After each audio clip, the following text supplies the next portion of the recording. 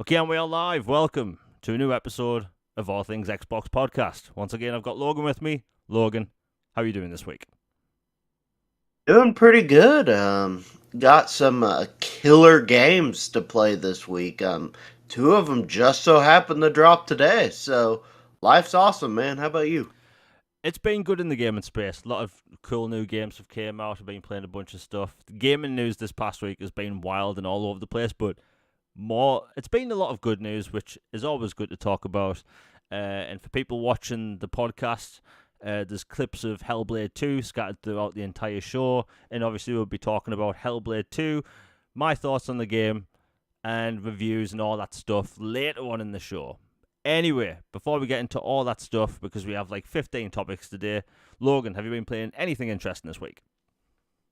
Yeah, I sat down and I beat Tormented Souls, and I have to recommend it. It was really well done. I've been on kind of a Resident Evil Silent Hill, you know, tick as of late, and it is very much a 90s style survival horror, kind of tanky controls, but more modernized. Set in 94 in Europe, and you play as this young girl, you play as this young woman named Caroline, and she goes to this village to try to find these two missing twins, and it turns out she gets involved with some cult and some crazy prophecies and stuff, and it pays homage to a whole bunch of different tropes and things. Really well done. It was received well by critics and fans. It sold well. And earlier this year, they announced that they are making a sequel, and they had a trailer for it. You can find it. So I'm always happy to support new horror games, especially high quality ones, and can't wait for the sequel on that. Um, Been playing the Contra expansion for Vampire Survivors, which is a lot of fun. That's not two collaborations I would have predicted, but it works. Just like they did Among Us and Vampire Survivors earlier last year, I believe. And so I've been playing that. I jumped into the System Shock remake today, and my goodness, we'll talk about it later more, but that is one of the most visually stunning games I've ever seen. It is incredible. The controls are modernized. It's beautiful, breathtaking, cyberpunk, just terrifying, paranoid delusions like cyberpunk stuff. And one of the most influential games of all time with a faithful remake. Night Dive has done it again. And after the show, I'm going to jump into Hellblade 2 along with everyone else. So life's good, man. How about you? Oh, a bunch of different stuff. I don't know if I mentioned this last week, but I finished Harold Halibut. Cool, sci-fi adventure game. I've been playing Hellblade 2, and let me just say I've got words to say on that video game because that game was revealed with the Xbox Series X, so there's been a lot of anticipation. But again, I'll be talking about that game later on the show. I've been playing Dragon's Dogma 2, which again, that game just never ends. It's great. It's one of those games where, and I don't know if anyone else has experienced this, where I'm enjoying the game so much, and I don't want it to end that I don't want to go back to it. It's like this weird feeling because I can tell I'm getting close to the end of the story, and I'm just keep telling myself, you know what? If you don't finish it, it technically doesn't end. So that's a weird one. Lost Judgment. I'm nearing towards the end of the game with that. I think I'm at like chapter 8 or 9. Excellent game. I think the first game was better, but the second one, it's fantastic. What can I say? And I've been playing, surprisingly, I've been playing Call of Duty Warzone Resurgence. Oh my. I dipped out of Call of Duty multiplayer back in, I think it was 2010 or 2011. Basically, when Modern Warfare 3, the original one, dropped back in the day, me and all my mates that would play Call of Duty every single night, we did not vibe with this game. We didn't like the maps. I felt like Modern Warfare 3 was a step back graphically. The audio was terrible. The campaign wasn't as good. I thought the maps were awful. in Modern Warfare 3, and I moved to Battlefield. And then, I hopped from Battlefield to Titanfall, then to Halo 5, and I kind of just stopped playing multiplayer. Like, altogether. I haven't played Battlefield multiplayer in a long time. As you know, I don't play Halo multiplayer. So, like, I don't play competitive multiplayer, but this Warzone Resurgence mode is the most fun I've had in multiplayer since Titanfall. It's incredible. It's basically Warzone, but you spawn in if there's other players left on the team. It's fun. It's really fun, and it's weird for the first time in about 10 years, kind of 10 years. My multiplayer, legs are being reinvigorated. It's really cool. Because I know, Logan, you still play multiplayer, right, with Halo and stuff. Yeah, and speaking of which, they just dropped a new zombies mode, basically COD inspired for Halo. That's first community ever mode made that's made public matchmaking. So check that out. Yeah, and by the way, I wasn't going to tell anyone this, but why not? It's a funny story. So, I've been really enjoying watching streamers play extraction modes. Don't know where this came from. I've just really, really been enjoying it. And I've been looking for these. Like, are there any extraction games on console? Turns out there's three, and I have to say two of them are bad.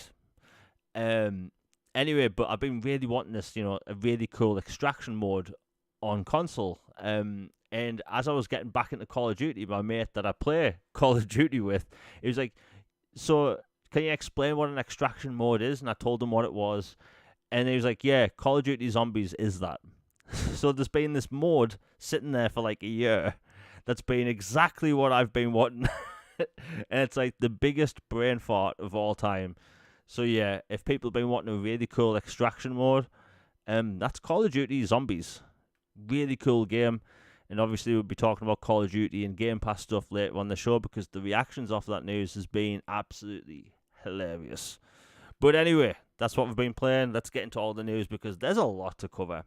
Now we'll get the sports stuff out the way, because I don't know much about this. College Football 25 by EA has actually been a big deal online. Every time backwards compatibility gets announced or talked about, people automatically ask me, "Hey, is NCAA football backwards compatible?" And I have to tell them the bad news, because one, it's a licensed game, and sports games aren't really backwards compatible. Well, anyway, there's a new college football game coming out, and I know, Logan, you're more knowledgeable of this, but it is a big deal, right? Uh, yeah, it's a big deal. Over here in the States, I would say it. I know this might sound blasphemous for people who don't follow sports and stuff, but I would say it's up there with GTA 6 for most anticipated game for a Wow. lot of people. And it, like, for diehard sports people, like, okay, this requires a little bit of an explanation, but basically there was a lawsuit involving some players and name, image, likeness and stuff with the schools and EA and all that. And so after the 2014 version of the game, they just said, you know what? We're not going to deal with this anymore. We're just going to put a kibosh on it, shelve it. We know it's sold like hotcakes every year, but you know what? We just can't deal with this. And so it was put on ice for a decade. And then now, because of new laws changed and lawsuits being settled, and, a different climate in the world for sports and amateurism and, compensation and stuff, EA was given the green light to bring it back. And it's coming back. And it's the first game in a decade, and it looks incredible. And while some people go, "Wait, isn't that just a Madden, with college skin?" I'm like, no, the college football game and gameplay and experience and all the campaigns, dynasty modes, recruiting, all this stuff is way different. The pageantry, everything. They go to all the universities.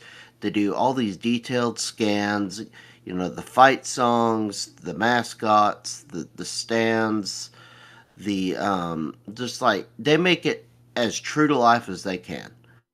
And so this and like there was like basically like these bootleg campaigns people were running until it came back to where you had these guys like manually uploading and sharing with each other like updated rosters with new players every year for like a decade on a 360 and PS3 game and keeping these systems alive just to play it. So yeah, this is a huge deal.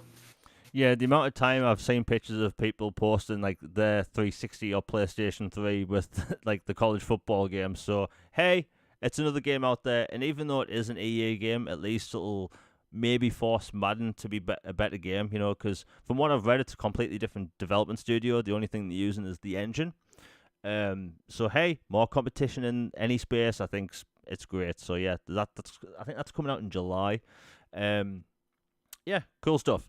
Now, I want to talk about Assassin's Creed quickly because, last week we were talking about how like the new Assassin's Creed game is going to be revealed, and obviously it's a multi-platform title. It's going to be everywhere, and it was announced really the next day after last week's show. And as I'm sure everyone listening knows, that the online around this game has been an absolute mess.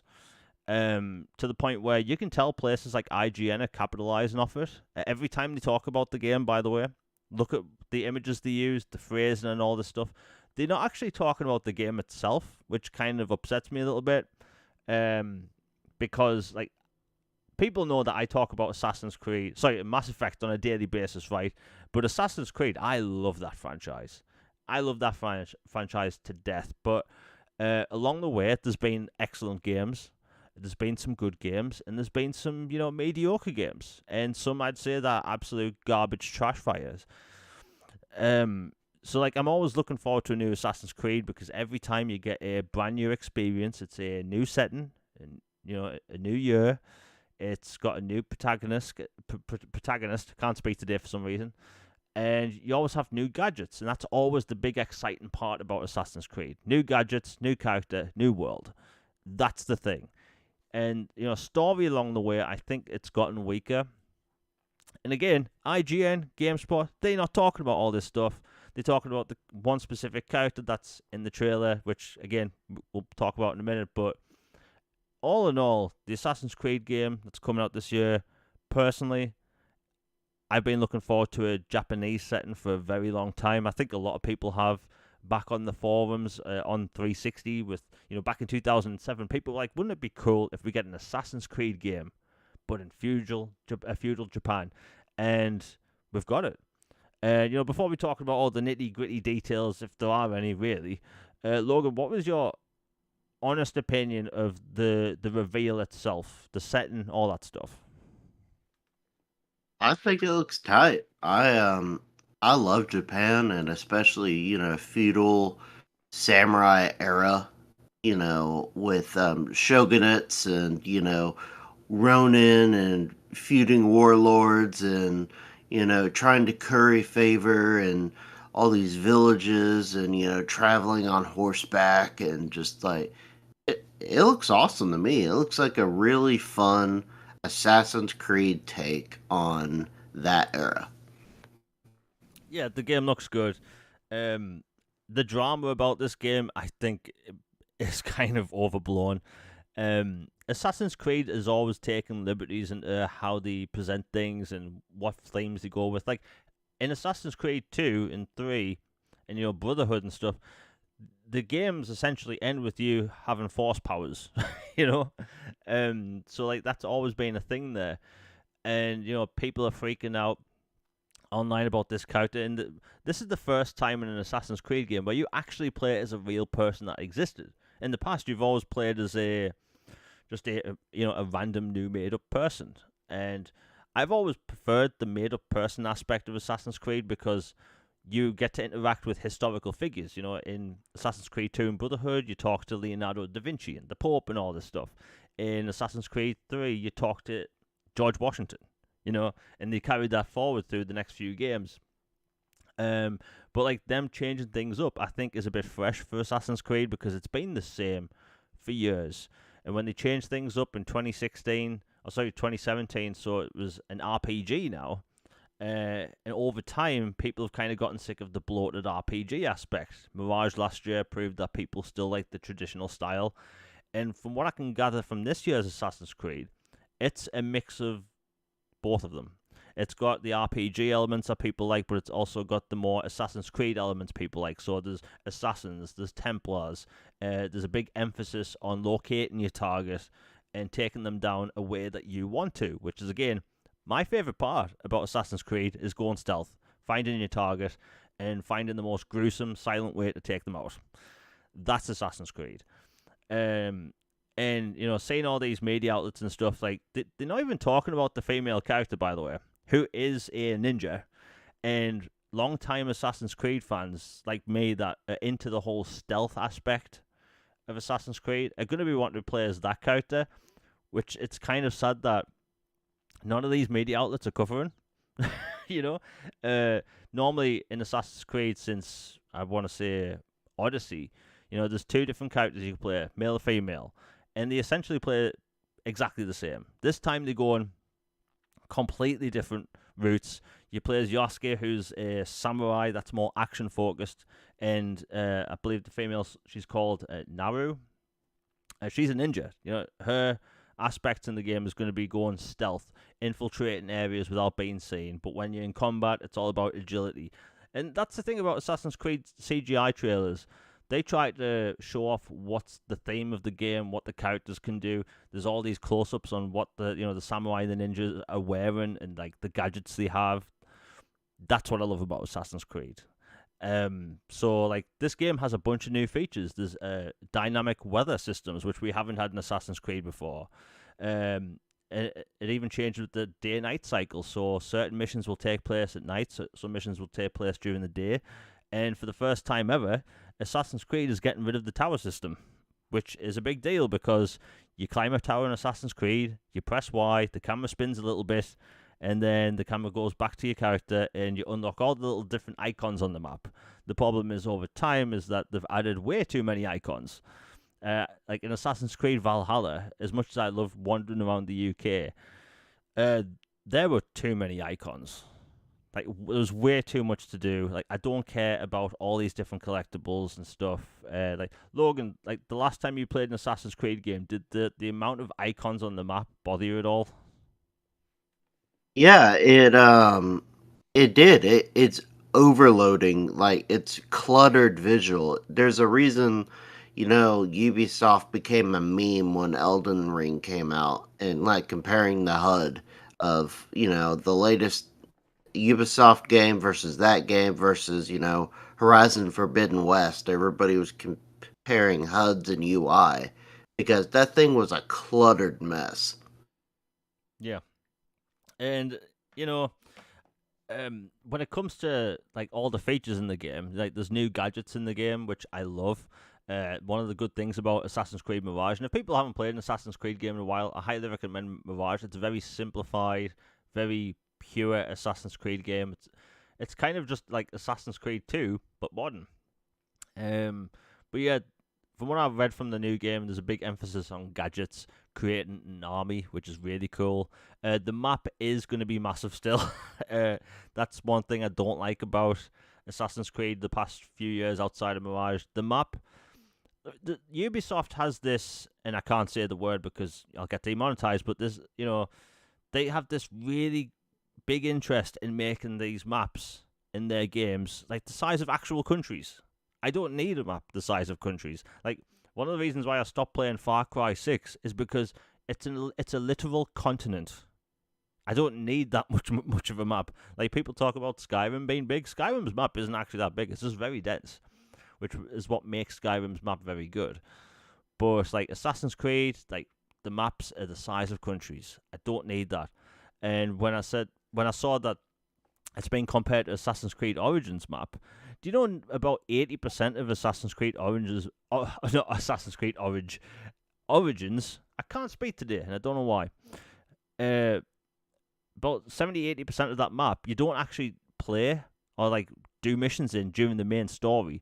So you can literally miss most of the map if you just can't be asked to walk around and explore. But anyway, I think the game's going to be good, and I think Ubisoft have been using this quote unquote drama, which doesn't really need to exist. They're trying to avoid the pricing aspect of the game. Nobody's talking about that. Ubisoft's kind of just looking past this, and media outlets aren't talking about the pricing thing because, over the past year, 2 year, whatever, we've seen this big contingent of people that are really against Game Pass and pricing models of subscription services. Now, I'm looking at Ubisoft's pricing model right now for their game. Assassin's Creed Shadows, releases this November. It's $69.99. This is pounds for the base game. And then for the Gold Edition, which comes with the base game, up to 3 days of early access to the game, the Season Pass, which includes a bonus quest. They love doing this, by the way. That's $94.99.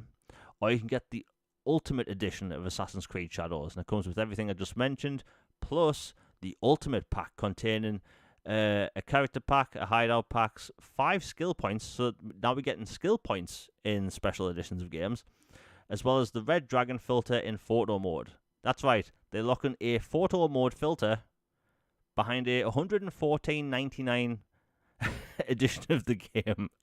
Right, so that's their pricing model. But what Ubisoft is really doing, which no one's talking about, is that they are using these prices, these inflated prices of their content, to try and push people towards their subscription service, which is $14.99 a month. Now, their subscription service doesn't actually have that many games. When you compare it to something like Game Pass or even PlayStation Plus, it's kind of bare bones. If you're a Ubisoft fan like me, you will get use out of it every year, but essentially, when people subscribe to these services, they forget that they subscribed and they just leave it up. Many people subscribe to Netflix and forget that they subscribed. Well, Ubisoft's pretty much banking on that, and they wanting to push people to this subscription service. Now, I don't have a problem with subscription services. I really don't. I think, gaming has changed along the years, and people have to, get with the times. I'm perfectly fine with that. However, it's just the inflating of their prices, which I don't like. Because as someone that's been playing Assassin's Creed games since the very beginning, and, I've had a few of their gold editions, which I'd say you get a lot of value there. The fact that we have now editions that cost $114.99 and you don't even get a statue, that's a problem to me. That's a big problem. Logan, what's your thought on the whole pricing situation? Because nobody's talking about this, and, again, I'm fine with subscription services, but they're blatantly using the high price of the Ultimate Edition to push people to subscribe to their service. Yeah, I think honestly I've been pretty clear about where I stand on how UB has been doing lately. I'm not a fan of it. I like you, I support subscription services if people want to do them. But the idea of making, editions of a game so ludicrously expensive to try to guilt trip people into subscribing for a service and then kind of banking on the fact that they'll probably forget and they'll just be on the hook for a long time. I'm not a fan of that.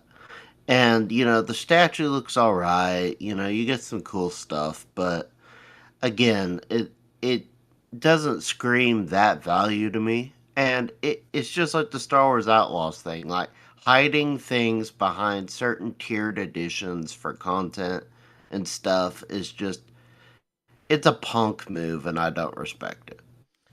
Yeah, you mentioned the Star Wars Outlaws thing. Ubisoft did come out and say, look, the Jabba the Hutt quest line is in the game. It's just that one mission. But that leaves people to ask. So you're saying that the mission isn't worth that much that you decided to just lock it away, or it is that detailed and that good that you've locked it away. So either way, Ubisoft looks bad for that. All they have to do really is just not include that extra mission in the subscription. The gold editions in the season pass, because if you get a season pass, you're already getting 2 expansions in the future. So the whole locking a quest behind that, I don't agree with. I've been complaining about this when it comes to Ubisoft for years now. It was only with the Jabba the Hutt thing the media start talking about it, which again really annoys me. They're not doing the job. and we'll be talking about IGN in a bit because they are clowns.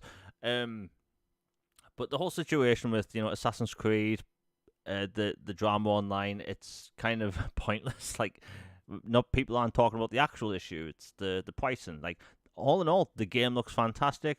The screenshots that are floating around look really cool. It looks like it's going to be a good Assassin's Creed game if they execute it correctly. But it's just Ubisoft taking advantage of people. Like, people are very wary of how much they spend in these days and pushing people towards a subscription service with a high price for an Ultimate Edition that isn't, like, they're locking a filter for photo mode behind a £115 edition. Like, people complain about Game Pass all day long. Microsoft doesn't do this. Their games are in the service, or you can buy them. That's literally their pricing model. Or if you want, for some of their smaller games, there's like a DLC pack where you get cosmetics, right? And I think that is actually a good way of supplementing a monetization effort when it comes to supporting a game. I'm perfectly fine with that. But £115 for essentially the £94 version, but with an extra photo filter. And don't get me started on the whole digital art book thing. Nobody looks at them. Nobody looks at them outside. I'd say the Starfield one was okay, but again, I've used it twice. Digital art books are pointless. There's no point to them at all. If you get a fancy collector's edition and you get a statue and then you get an art book inside, that's cool because that has value. You can actually feel it. You're like looking at the art's nice, but when you have a digital art book, like, what is people meant to do with that? Like, oh, look at this, another piece of concept art. Right click. Oh, look at this. Like, it's just, I don't see the appeal for it. Maybe it's just me. I just think the digital art book it's basically been made to try and give like some substantial value to something that doesn't exist, and I don't like that. So next time you see IGN clickbait Assassin's Creed Shadows, maybe ask them why aren't they talking about the real issues. Pricing and all this stuff. It's silly. We'll move on. Now, before we get into all the big topics when it comes to, like, Xbox and all this stuff the past week, Elden Ring's expansion comes out next month. And I know some people might say it's a Dark Souls game, it's niche. However, you sell 20 million copies of a game in a year and you're classed as niche, you're a bloody good game. Well, the expansion, after 2 years of waiting, 2 excruciatingly long years, and we're getting this single expansion for Assassin's Creed. I've been talking about Assassin's Creed so much. Elden Ring. We got a brand new trailer today. It's a story trailer. Logan, I know you loved Elden Ring as much as me. What did you think? It was a cinematic trailer, but we've already seen the gameplay in action. Personally, I think it's going to be one of the biggest things of the year, even though it's an expansion. I mean, like, frankly, I didn't need a trailer. They could have just, put a name card out there and said, Elden Ring expansion later this year, and I've been like, bet. I'll be there. So, it looks incredible. I can't wait. Elden Ring is a masterpiece. I thoroughly enjoyed it. One of the best games I've ever experienced and played. I'll definitely be there for the expansion.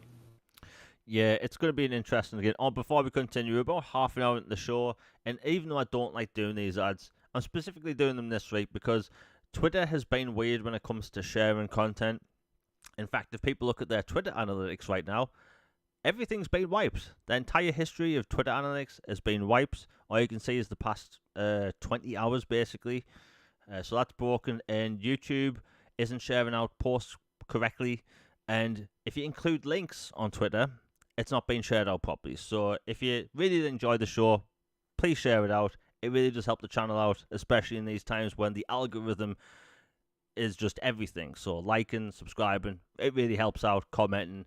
If you want to support the show with super chats, it's greatly appreciated if you want anything read out or answered. Anyway, so Elden Ring, it's just around the corner. I think it would be smart if maybe Microsoft try and get the base game in Game Pass. The expansion is going to be one of the biggest, most talked about things of the year. It's just an expansion, but it's going to be huge. It's essentially the size of a whole game, so people are going to be getting a lot of content with that. I think it's decently priced as well. I think it's only like £35 in the UK, so it looks great. I can't wait for it. And if people are interested in Elden Ring, look out for sales because that game, barely shows up in sales. Like, Logan, have you noticed since Elden Ring came out, it's never in sales? Yeah, like I've seen it a few times for like Golden Week or some specific, Japanese oriented sale, but it has never been like 50% or less or, more off that I've noticed. It's got that Nintendo first party sales block on it to where it'll never hit below a certain price. Yeah, it's crazy. And I do think it would be smart. Again, Microsoft should try and get it in Game Pass because it's just going to sell even more copies. The expansion will sell even more, and it's weird that that's like the biggest game that hasn't been in Game Pass. Red Dead Redemption been in Game Pass, GTA been in Game Pass. We have Elden Ring sitting there. Like, it just seems like an obvious bet. Like, I don't know. Anyway, we'll move on. Let's get into the big stuff because we've got a lot to talk about. So, IGN Entertainment has acquired Eurogamer, Game Informer, VG247, Rock Paper Shotgun, and a few other outlets, and they've laid off a bunch of staff. Now, if people have been following me for a while, you know my opinion of IGN and basically what they represent. I don't like how they do business. I don't like basically anything about them. They list games for Xbox. So don't list games for Xbox, even though they've been announced on their stage. Their reviews, their just everything about them, and it's not even just an Xbox centric thing. Like, IGN just come across as extremely unprofessional, and I don't like that.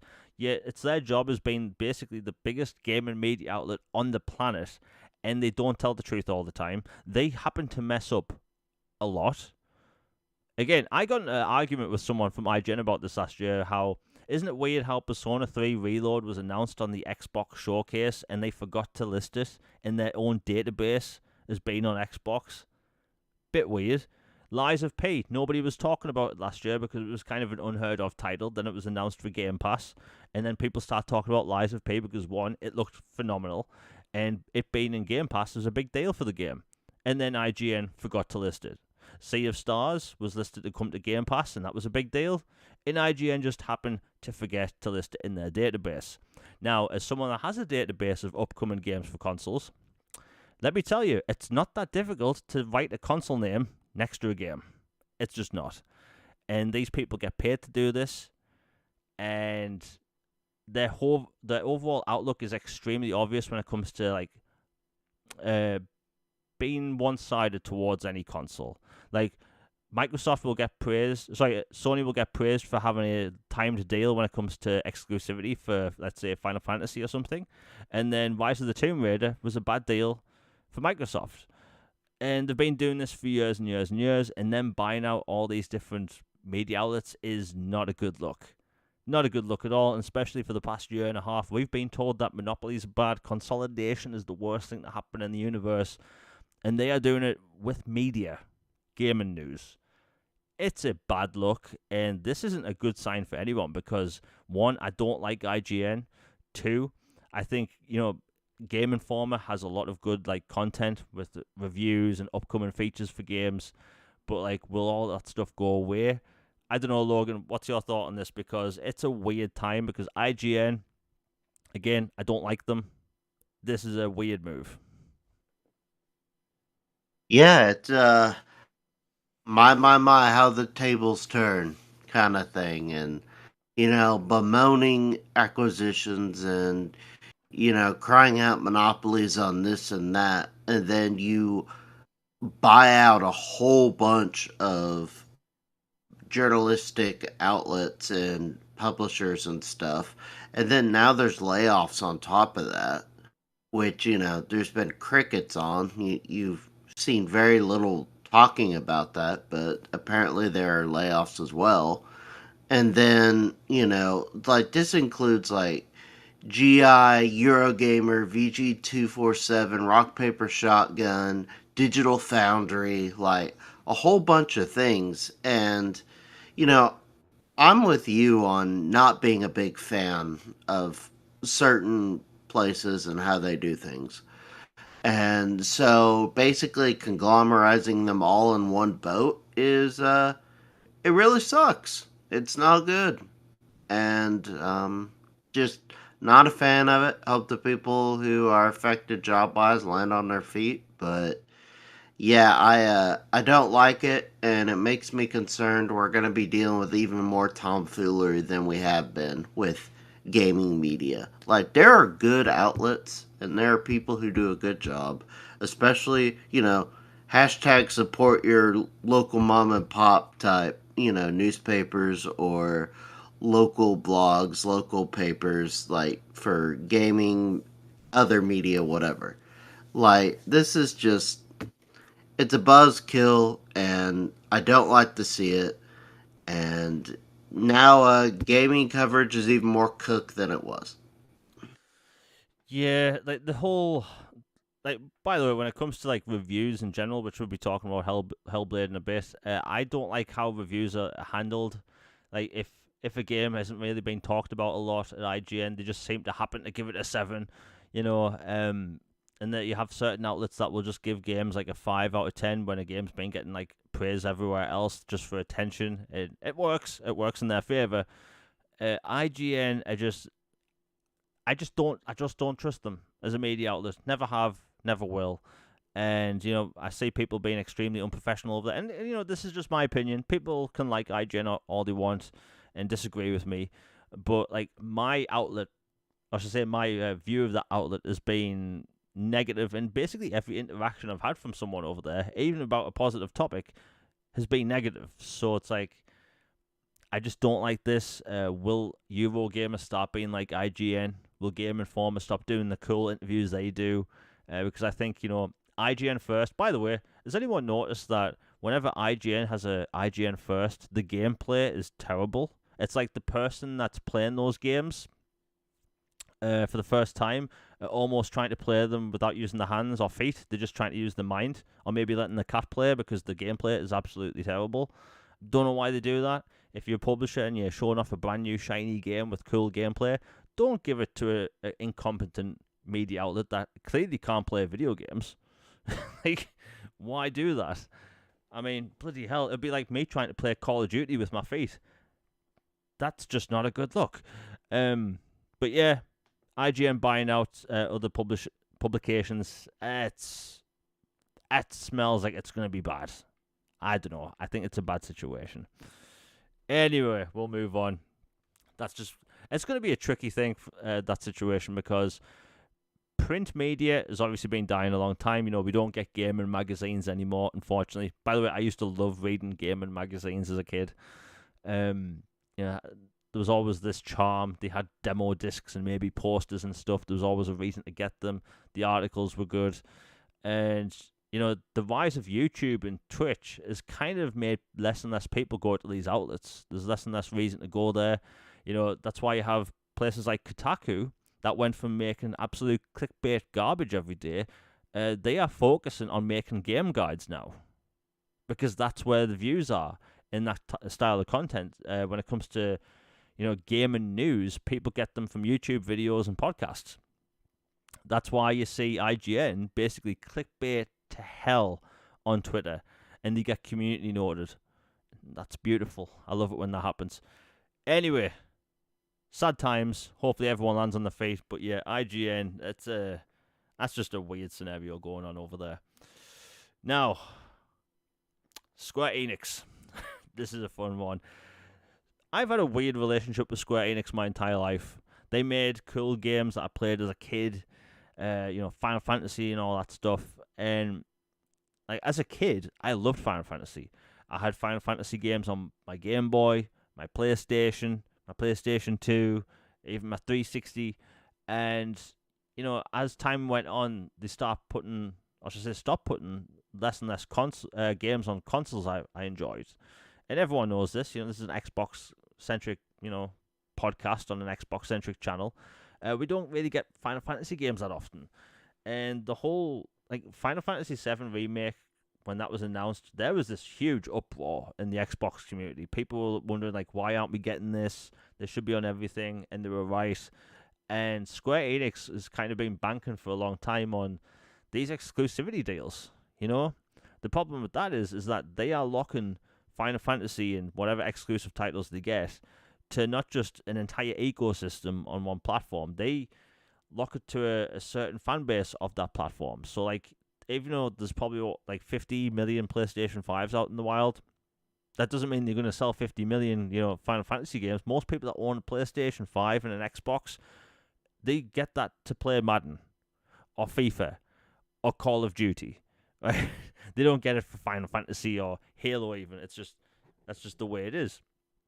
Well, Square Enix, the posted losses, it's been pretty public over the past week, and they've completely switched to a multi-platform strategy, which is a huge deal because in the past, about a year ago, Square Enix announced that they have a full commitment to Xbox going forward when it comes to Final Fantasy and other titles. Well, it's officially in their business plan now. Now, I would say I don't like saying I told you so, but I told you so. Square Enix has needed to do this for a long time, and Sega's the poster child of this working, by the way. Persona had a very specifically sized audience, same with Yakuza, and what happened when they went multi-platform with those titles? The fan base is even bigger, the sales are better than ever. Final Fantasy doesn't have a fan base on Xbox outside of a few people because the ones we get are these weird offshoot games. And we got Final Fantasy 13, which I liked, by the way, and we got 15. Outside of that, it's all offshoot stuff in old games. So, like, Square Enix has never really been able to build up an Xbox fan base of brand new titles that have been universally acclaimed in the franchise. It just hasn't been that way. And it looks like going forward, we will start seeing more Final Fantasy games, obviously Kingdom Hearts and Dragon Quest and all this stuff. And it's a good time for an Xbox fan if you're obviously on Xbox and you want more Japanese titles. And it looks like that's actually going to happen. Logan, personally, I found it hilarious this week seeing the outcry online of how this is a bad idea. People pretend that Xbox ports cost like $50 billion, but it's a good time because like people have been wanting this for years now. Yeah, I'm thrilled. We're finally getting, basically the whole Square Enix catalog going forward. My biggest thing is wondering like how far back they'll go to bring some stuff forward. Like it sounds like going forward like everything's going to be multi-plat, but what I'm most concerned of at the moment is like how far back, how many years they'll go to bring some other stuff over, assuming there's not, legal teeth, fangs on those to where they can. Like, we've talked about the Pixel Remasters collection a lot and the Kindle tablet hilarious stunt they pulled. We've talked about, Final Fantasy VII remake trilogy, whatever. Like, there's also, Valkyrie, like, there's, Tactics. There are several others that haven't come over that, it makes sense. If you want to make the most money now and you're committed to being third party fully, then bring them over. Come on in. You know, it's just it seems like a perfect time to do that, and it is hilarious seeing all the anime avatars and the not the poor beggars but the gatekeeper community, being like, no, hashtag not my Final Fantasy, or whatever, trying to keep their games away from people. It's like, y'all don't even own this. It's a third party publisher. It's not a first party platform that is deciding maybe to give some games to other platforms as well. Like, this is its own entity. They were never owned. It was just they, for some just head scratching reason, were taking bad deal money bags to do stuff and realized finally it's unsustainable. Yeah, I'll stand up for Kirby and chat. Not all anime avatar people are bad, but I think he gets it. Like every time I talk about Final Fantasy on Twitter, which is now called X, which I hate that name, by the way. The people get really upset by it. The fact that like more people, and I've seen a lot of people, like very large content creators and people from media outlets say like, or maybe they should only do this if they have the resources. And these dumb takes make no sense. One of the funny replies I had was that if, let's say, Final Fantasy came to Xbox, they would only get 1 million copies. It's like, do you have any idea how much 1 million copies of a game makes? Like, a port for a game, and let's be honest, like the Xbox and PlayStation, it's essentially the same hardware. That it's the same architecture. It's just that the Xbox is more powerful. They are PCs. That's all they are. The PCs in fancy console-sized boxes, and that's that. The port wouldn't cost that much. It's one of the reasons why I see, like, a lot of Xbox fans that know this get annoyed online when, like, ports of smaller games don't even get announced for the console. Like, there's enough people that would buy these games, so port them over. Ports don't cost that as much as people let on. That is a myth. It's not real.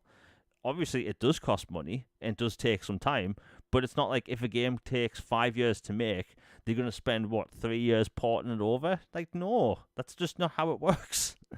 Xbox games can be ported over easily. Developers in the past have said they've ported entire games over in a day, right? It's not a complicated process as much as people are making it out to be. These developers are talented. They know what they're doing. They just need the time and resources, and those aren't much, right? So, like, Square Enix is going to make money off this. If they do it right, they will garner a huge fan base on Xbox, which they don't have right now. Like, on Xbox, there's a lot of Sega fans, right? One, you had a lot of people that came over from the Dreamcast, and people love those intellectual properties from Sega, right? Because the original Xbox had a bunch of different Sega games. So, like, over time, people just naturally love Sega on Xbox. And Square Enix, just they haven't had any of that love over time for Square Enix, because Xbox fans, we had what? We had Final Fantasy 13 in 2010 or 9, and then we had the rest of the trilogy, and then the next Final Fantasy game we got on Xbox was in 2016 with Final Fantasy 15. So, like, we've had two main Final Fantasy games, both of which were classed as controversial to the fan base because they were split down the middle saying whether it was good or bad. And then we have a billion spin-off games. And I will talk about Crisis Core Reunion all day and how amazing that game is. Every single time I post a clip of that game on Twitter, the number one reply I get is, I want to get that game, but with it being a prequel, I don't want to get it because I'm supporting Square. And that perfectly makes sense. Why would you buy the prequel to a game that you don't have access to? Perfectly makes sense. So, like, it would, if they put over the remake at some point, obviously Reunion would sell way more. Crisis Core. It's a good move going forward. It's a good move. Square Enix is finally, they're getting the stuff together. They're going to finally make multi-platform games. And also the Switch as well. The Switch 2 or whatever that's called. They're obviously going to make money on that as well. There's absolutely nothing wrong with these companies that are third party making their games multi-platform. Right? If Sony owned Square Enix, I wouldn't even mention this, and Final Fantasy would barely be mentioned on the channel. That's just the truth of it. Anyway, we'll move on, because we've still got quite a lot of topics left. We'll quickly go over this. So there's a Star Wars game that's going to be announced probably over the summer. Again, pretty niche, and that is Creative Assembly is working on a Star Wars RTS. It's likely a Total War game based in the Star Wars universe. Now, I'll quickly get this out of the way. I know that certain RTS games can't work on consoles. I just know this is a fact. However, I think we're going to see a lot of port begging for this, Logan. Oh yeah, 100%. Like, just get this done. Like, I know RTS is not the biggest genre in the world, and not, it has a hardcore followers, but a lot of people find it overly complicated, or some are easier than others. But when you attach the Star Wars brand to something, it dramatically elevates its profile, good and bad. So the idea of a total war, but in, Star Wars, imagine running the Empire or the Rebellion, the Resistance, the First Order or go back into Old Republic era or just like, man, that that just sounds incredible. Just like hook it into my veins. Get it on console tomorrow, please. Like that would be day one. Just and speaking of that, you remember Galaxy at War? Oh yeah. Um, like bring that to console too. Like just man, just I could have a field day with just a Star Wars topic, but yeah, this sounds amazing. Please, please, please figure out a way to get it on console. Yeah, like in the early 2000s as a kid, I really played a lot of Star Wars, but just RTS games in general, and like that was a great time for not just Star Wars games but RTS games because there was good ones releasing all the time, and on console we don't really have that many. Back on 360 we had I think Supreme Commander 1 and 2. We had was it Lord of the Rings Battle for Middle Earth 2? By the way, that game was phenomenal as an RTS on a console. We had Halo Wars and like Command and Conquer, but like outside of that, we don't really get many. Over time, I've noticed that the Xbox One specifically and the Xbox Series consoles, PC centric games. We've talked about this before. PC centric games tend to pop off really well on console for some reason. On Xbox, like the number one rated game on Xbox is a PC game. Like that's crazy to me, but there is an audience for it. If there wasn't an audience for it, we wouldn't be getting Age of Mythology this year.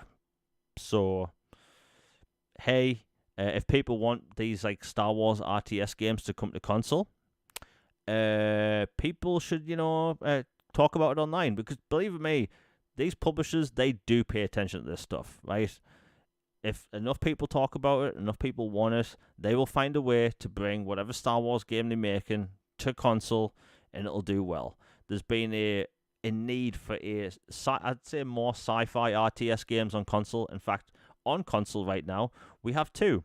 We have Halo Wars 2, and we also have Battlestar Galactica Deadfire. I think that's what it's called. And that's it. So, hey, people want those games to come over whenever they announced, and maybe like some previous ones. Talk about it on Twitter. Maybe get it trending. It works. Trust me, they listen. And let's get into Game Pass. So, Call of Duty and Game Pass is a bit of a weird topic because we all knew it was coming, right? Sarah Bond has mentioned it maybe like 50,000 times in the past year. Phil Spencer's mentioned it. Every single time Activision Blizzard gets mentioned in the same sentence as Xbox, Game Pass gets mentioned. So, like, we've kind of known this whole time that Game Pass was going to get new Call of Duty games. PlayStation's marketing for Call of Duty ends this year. So, like, this is the first time in a long time. I think the last Call of Duty game Xbox had marketing for was Call of Duty Advanced Warfare in 2014. So, like, it's been a long time, a very long time since Xbox had marketing for a game, especially Call of Duty like this. And it's a big deal. So, like, marketing alone is huge for Call of Duty because when PlayStation got it, people literally switched consoles because that's where you can play where your friends are. Now, people like to buy these consoles for, like, the little extra things and stuff, but having it included in Game Pass is a colossally huge deal. And everyone knows this, right? And I tell you how I know this is a big deal. When the Activision Blizzard acquisition was first announced 2 years ago, I went to my local supermarket, and I've talked about this before, but I'll reiterate it. I went to my local supermarket at like 9 p.m. and I bought an Xbox like gift card. And the person behind the counter literally mentioned the Call of Duty deal, and like he literally said, does that mean I'd be able to get Call of Duty and Game Pass and play all these other games? Like, this is someone that pretty much only plays Call of Duty. So, like, for a normal Call of Duty player to know that, that's a big deal. Because even though in the year that a game's out, like, Call of Duty makes money. Not just off the base game, but also the battle passes and stuff. If Xbox gets people over to Game Pass for Call of Duty, they'll not only just not have to buy a $70 game up front, but Microsoft technically makes more money because of the subscription over the year. There's the battle passes and all that stuff, and you have people buying like £20 Homelander skins. Like the amount of times I play Call of Duty and see Homelander or Rick Grimes running around, like Call of Duty prints money. So like it's a big deal that these games are going to be launching in Game Pass for the first time ever, right? And it's a good thing. Gamers that are subscribed won't have to pay a penny extra for the games that they may have not played before. Call of Duty will be an even bigger game with more players because more people have access to it. And also, and this is the best part, for gamers in general, really, people that are subscribed to Game Pass for Call of Duty will have access to all these hundreds of other games which they maybe not have played before, which will get them into other genres. It works. It's proven. So, like, everything I've mentioned there is positive. So where am I going with this? You have these content creators, these huge content creators, which I could only dream of to get in that size one day. And I'm trying my best. But these huge content creators and media outlets that have a large voice online, we're making it seem like this is a last-ditch effort and this is Xbox's last chance for Game Pass. And it's like, no, asshat. And this really annoyed me, by the way. Xbox's business plan for Game Pass is to put their first-party titles in the service. So, like, it's not a last-ditch effort. It's just doing what they normally do. Xbox Game Pass has been around for, 8 years, and they've been putting their first-party content in there for 7, right? 7 years. 7 long years of first-party content going in there. They haven't changed anything. And the amount of times this past week I've seen people online say things like, Game Pass needs to change. They need to remove day and date. Why? You'd be shocked at how many high-profile people in the gaming space I've seen this from, right? Game Pass is a proven thing. Game Pass does make money. Now, people are talking about the, hypothetical price increase, but that's not a topic to talk about at the minute. We should be talking about hypotheticals, and I can talk about that when and if it happens. But the biggest game of the year, almost every single year, coming to Game Pass day one, is bloody amazing for consumers. And if you on console and you want to buy it still, you can still do that. In fact, you'll get a discount if you subscribe. And if you play it on a different platform, you can still buy it. And it's kind of funny because even though we've known this for over a year now, people are like panicking over this, trying to make it a bad thing. Like, imagine if Netflix came out tomorrow and said, hey, Stranger Things is no longer going to be included in your Netflix subscription. You're going to have to watch it on TV with, a television channel with ads. Do you know how many people would lose their marbles if they did that? Microsoft isn't all of a sudden going to start saying, oh yeah, certain first-party games won't show up because then they'll open up Pandora's box. Every single game they've put out since, Game Pass. Every single game they've literally announced since, Game Pass. Even licensed titles which come out this year, like Indiana Jones, guess what? Game Pass. Excuse me. So it's a big deal. Now, Logan, I've been talking for like 10 minutes straight and I need a drink, but it's a big deal. It's good, but some people just seem to be making it seem like this is a last-ditch effort, which is, let's be honest, a joke that people are trying to make it a bad thing.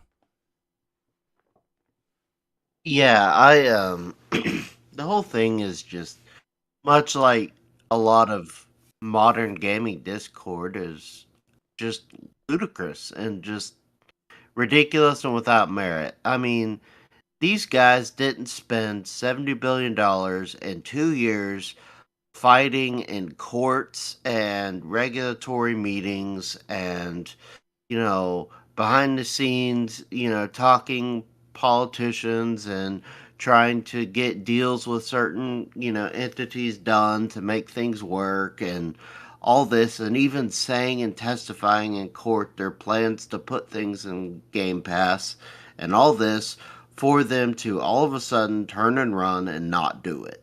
Like, they were committed to this. Like, you own it, you put it in Game Pass. Of course they're putting Call of Duty in Game Pass. They own it. And the idea that it's some last ditch effort to save the heart and soul of Xbox is ludicrous. Yes, Xbox has had a lot of bad news lately. I'll be first to admit that. Some of it, the amount, like, their feet look like cheese graters right now from the amount of times they've shot themselves in the foot this year. It's ridiculous. But it's not that point yet for a last ditch effort talk. And, you know, the idea of maybe making tiers or, you know, changing price here and there for some stuff, maybe I could see that. But the idea that somehow putting COD in Game Pass is a bad idea or that they were never going to do it in the first place is just laughable.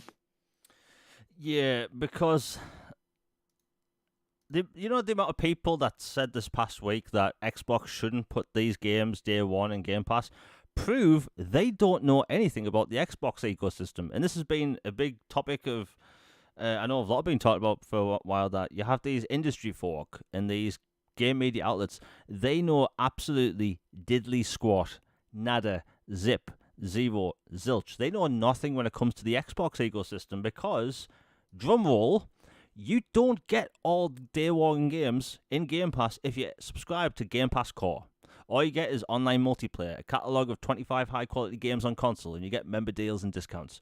So the base version of Game Pass doesn't even include day one titles. So all these people that have said the past week that they should remove day and date, they don't have day and date in Core. Day and date is in Ultimate, right? Ultimate, which is, £12.99 a month. You get hundreds of high quality games on console, blah, blah, blah, blah, blah. You get new games day one. Member deals and discounts, online multiplayer, EA membership, right? And you also get your PC Game Pass as well, which is really cool. So, like, all the drama online is, well, it's laughable, it's pointless, but I just don't understand. Like, gamers do this thing where I don't know why my PC's trying to update drivers. Anyway, I think, like, you have these gamers online and people from media outlets, and let's be honest, like, Xbox has had a rough few months when it comes to media coverage because they made some choices people didn't like. However, if you look at Xbox as a whole and what they're doing this year, they have a large range of first-party content. The first AAA game of this year, first AAA exclusive, just launched hours ago, was HellBlade 2. And again, we'll talk about HellBlade in a little bit. Commercially, well, I should say critically, it's really well received so far. And they have a range of titles coming this year. There's summer showcases right around the corner. There's going to be hardware. So, like, from a consumer standpoint, Xbox is in a really good place, but you have these large content creators that are grifting Xbox negative content. If you look at IGN, I'm going to use IGN and call them out because this is what they do. They will take any Xbox story, any Xbox negative story, and spin it every single day. And you have, like, Jeff Keighley. I think his Game Awards thing has gotten really good over the years. Last year, I think, was really well done, with the orchestra and all the stuff in the presentation, which I'm a fan of now. So, done really good there. However, do you know what? Jeff Keighley, one of the most viewed people in the gaming space, didn't talk about the Sony layoffs, but he did for Xbox, which is literally the same thing. Yeah, 2 months later. And by the way, Sony laid off more employees than Microsoft. Both are bad, by the way. Both are bad, but only one was covered. The truth is, Xbox is held to a higher standard, right? People are theorizing about a Game Pass price hike, and they are pre-triggered, pre-angry, and pre-getting worked up over it before anything's been announced. Do you know last year, Sony raised the price of PlayStation Plus? And do you know what you don't get day and date? Their first-party games. You don't get Call of Duty day one. So people were okay with the price hike of a service where you don't get day one games and you have to stream backwards compatible games. And let's be honest, that's not backwards compatibility. So, like, the same thing can happen for two different companies and you have these media outlets treat them differently, right? Can you imagine if we lived in a world where, let's say, Sony bought Activision and they had day and date for Call of Duty in their service? We would never hear the end of it. It would be the best thing since sliced bread, right? And we all know it. We all see it. You just need eyeballs, you know. Um, it's just like people trying to stretch a positive into a negative only happens in gaming, and that boggles my mind. Right? Like, how is the biggest game launching in your own service a bad thing? It isn't. Like, and you know, people are trying to push that it's going to be a bad thing for their wallet. I think Microsoft's worth $2 trillion. Like, I think they know more about how Game Pass works and how money works than, you know, the average Joe on Twitter that pretends to know more about. Like, you have these podcasts, by the way, people on podcasts every week that will whine about Game Pass, even though I know that they'll whine about Game Pass and subscribe to Game Pass because they like the discount. There's people that will complain all day, pretending that they know more than Microsoft when it comes to money, right? like, if Game Pass didn't work and putting the games in there day one didn't work, then they wouldn't do it. Microsoft is a $1 trillion organization. They like money, right? If Game Pass wasn't making money and didn't make sense, they wouldn't do it. So I just find this past week funny. Again, we're being told since day one their games will be in Game Pass. And you know, this year's Call of Duty, it's going to be a big deal because Zombies is meant to be bigger than ever. We have a brand new Call of Duty with Black Ops Gulf War, which is meant to be a full-length campaign, thankfully. In this game, I think this Call of Duty game has been in development for 5 years. So, like, it's had the longest dev cycle for a Call of Duty game in a long time. Multiplayer is probably going to be really fresh with the new maps and weapons. And as someone that's getting into multiplayer again with, you know, Warzone Resurgence, that specific mode, it's a huge deal. So the fact that people are trying to make a mountain out of a molehill, it kind of scratches me the wrong way. It's not a bad deal, right? So, hey, people will be playing Game Pass. And remember, you're going to have these people that don't play Call of Duty at all. And they'll fire up, you know, their Xbox one day or PC. They'll see Call of Duty in there and think, why not try it? And if they get hooked, they'll maybe buy a Battle Pass. So Microsoft and Activision, they'll have gotten money from a consumer that wouldn't have spent a penny. So it's a win-win scenario. So when you have these IGNs and, you know, certain content creators trying to make it a last-ditch effort thing, they don't know what they're talking about. They just don't. Like, I did business at college, and even though I don't run a $1 trillion organization, you don't have to be a genius to work this stuff out. It's pretty simple stuff. Anyway, Logan, have you got anything else to say on Call of Duty before we move on?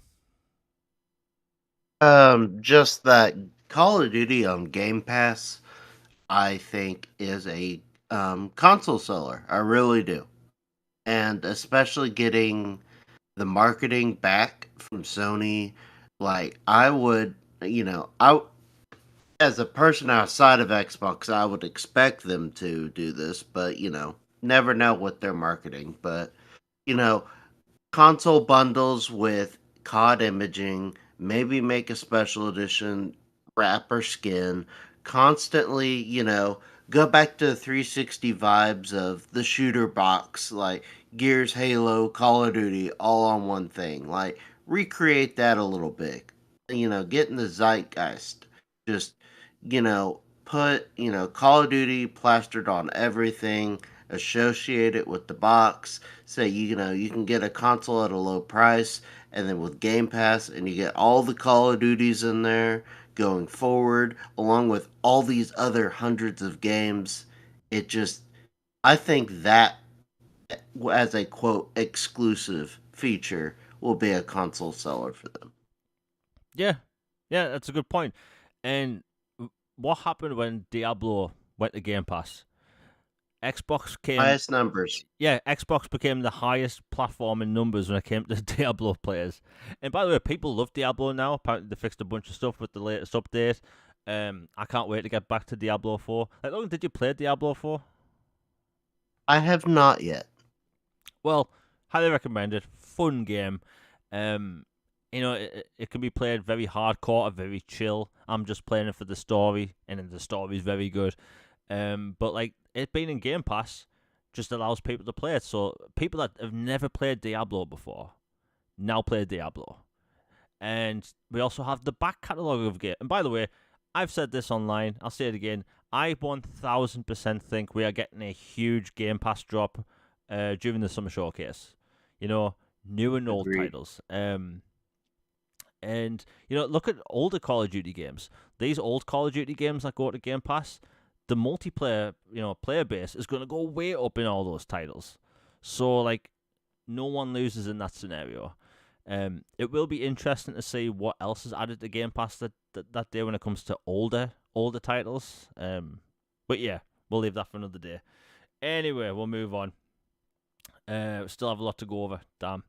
So, okay. Activision once again. So something that came out this week is that Activision has created another studio, which I think surprised a lot of people. And this studio is specifically going to make AAA, which looks like single player content, for probably just Xbox and PC.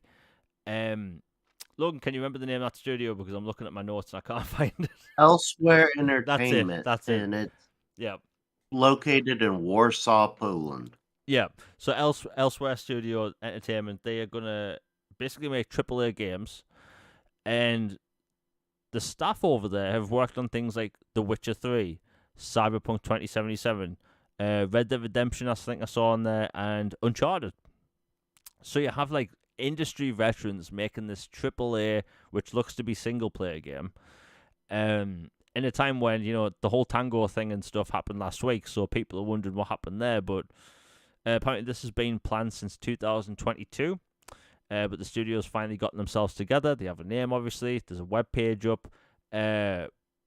We could be seeing a teaser at some point. I like the fact that they have another studio. Again, that's another studio at the list. But I love the fact that even with Activision now, they are, which looks like, focusing on more single-player games, which you wouldn't think from Activision, which I love to see. Again, I mainly play single-player content, so for me, this is a huge addition. There's a lot of great talent over there. Logan, what do you think of this? Because it pretty much looks like a single-player game. Yeah, I'm super excited for this. Like, you look at all the talent that they're bringing in, all the titles that they've worked on, the location. Like, for those who don't follow the industry as closely, Poland has quickly become one of the hotbeds of creative talent in the Yeah. industry. Like, there is a ton of developers there, and the cost of doing business and employing and other stuff is a lot lower there than say a Japan or a San Francisco and some other places. So it makes it more of a ideal location to open a new studio. So you take advantage of the economy over there, you take advantage of the talent that's there, and then you're working on a brand new IP that is not Call of Duty, and it sounds like it's going to be single player focused. That's music to my ears. It's awesome. It's great timing. Yeah, I know the previous week there was the sad news about the other studios, but again, like, this is a slight tangent, but I'll be brief. But basically, I know everybody's like, well, Activision, Xbox, Bethesda, all these are one and the same, which in some parts is true, but in some other parts they're not true. They also keep separate books on some stuff, and how they run is semi independent until it comes to some of the major stuff. So, what happened with the ZeniMax Studios, that was a Bethesda thing and Bethesda's issues and all that. Activision and Xbox Game Studios themselves have their own issues and own things they're dealing with. So, you can't equate. This is why the Hellblade 2 and Ninja Theory thing has driven me so crazy, on top of other things. It's like, you can't equate what happened to Tango and Arcane and all this and start just applying it to every single studio or situation in the Roman Empire of Microsoft gaming, because it's just not applicable for everything. Yeah, it is a bit weird how, like, no matter what I write now on Twitter, people seem to just say, like, oh, but what about, Tango? it's not all the same thing. And I would have loved. By the way, we have the first super chat of the day. Thank you very much by Nick W for $5. He says, "Hi guys, how's it been going? Have you played Hellblade yet? Hellblade 2 is awesome from what I've played." Well, we'll be talking about that in about 2 minutes because that's our next topic. But it's I've got some interesting things to say about that. But thank you very much for the $5, Nick W. It's good that they have a new studio like this. It's just that I would have loved if Tango was still around. Hi-Fi Rush was incredible. There were those JRPG rumors, which I would have loved a Persona-style game with, Hi-Fi Rush-style characters. And we really don't know. It's going to be one of those situations where someone might end up writing a book like 5 years from now. But if they didn't have a game set to release for, another 5 years, and apparently they were a skeleton crew, maybe they couldn't have made a game. We just don't know. But when it comes to Elsewhere Studios, I'm excited. I want more single-player content. And, I think when it comes to Xbox, their Dude Bro image was, massive back in the day. Hey, if you wanted multiplayer, you got an Xbox. You played your Gears, you played your Forza, you played your Halo, and then your Call of Duty games, right? And now it's not really like that, You have access to tons of different multiplayer games, but also, most of the games on Game Pass are single player. So, for them to have a brand new AAA single player game in development by Polish developers mainly, who are extremely talented, it's good news. So, hey, more games are coming. I can't wait. Now, let's talk about Hellblade. So Hellblade was first debuted with the Xbox Series X in 2019 at the Game Awards, and what we saw there, people couldn't believe it was real. We were told it was in-engine, and every time I posted a clip of it or screenshots from that, trailer, people were like, "It's not real, Jamie. Don't believe what you see. It's not real. It's all CGI." And then over time, we've gotten a trailer, basically every year and a half since then, and more so over the past 6 months, year. And it looked better and better. And every single time people were telling me, "Jamie, that's not gameplay. That's not gameplay. It's not real." And then we've got more trailers over the past week. And people have told me it's not real. And I finally played it today. Let me tell you, it's real. Kind of to the point where I'm playing Hellblade 2 and I don't actually believe what I'm looking at. The game looks so good that I've been on the fence. Well, not really on the fence. I've been on the side of maybe not all games should be about graphics. I play a lot of Xbox 360 games, so I clearly don't care about graphics as much as people might think. Because I think 360 games still look good. But to have a game come along every so often that breaks the mold and visually is just Gears of War did this back in 2006, right? People couldn't believe what they were looking at with Gears of War. The Witcher 3 last generation did that for me. Rise Son of Rome. I couldn't believe what I was looking at. This is a console game? What? Hellblade 2 is visually the most beautiful game I've ever played. I've never seen a game look like this. We've been talking about Unreal Engine 5 since 2019, really, and we've been showing development tools and different, tech demos, and I've played the Matrix tech demo to death, which unfortunately you can't play anymore because they turned the servers off. Even with the Matrix demo, I was thinking, well, this is very limited in movement. It's very scripted. It's surely you can't get a game to look like this. Let me tell you, you can. Ninja Theory have proven Unreal Engine 5 is good. It is next level. And what they've been making with such a small team, there's nothing like it. And by the way, the audio. It's not just a visual thing. The audio. If people haven't played it yet, play it with headphones. You don't even have to have a fancy pair. You can use a pair of Apple earphones, right? Any pair will work, right? For the binaural audio. It was good in the first game. It's a whole other beast here. I've never played a game like this with binaural audio like this.